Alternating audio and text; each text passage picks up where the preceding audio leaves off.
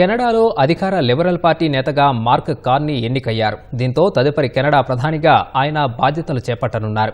ప్రధాని పదవి నుంచి వైదొలగనున్నట్లు జస్టిన్ ట్రూడో ఈ జనవరిలో ప్రకటించిన నేపథ్యంలో లిబరల్ పార్టీ నూతన సారథి ఎన్నిక అనివార్యమైంది. ఇందులో బ్యాంక్ ఆఫ్ కెనడా మాజీ గవర్నర్ మార్క్ కార్నీ విజేతగా నిలిచారు. 59 ఏళ్ల కార్నీ రెండో స్థానంలో ఉన్న క్రిస్టియా ఫ్రీలాండ్ను ఓడించి పార్టీ నూతన సారథిగా ఎన్నికయ్యారు. దీంతో 9 ఏళ్ల ట్రూడో పాలనకు తెరపడినట్లయింది.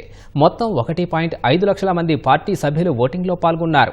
కార్నీకు 131,674 ఓట్లొచ్చాయి. ఇవి 85.9%తో సమానం.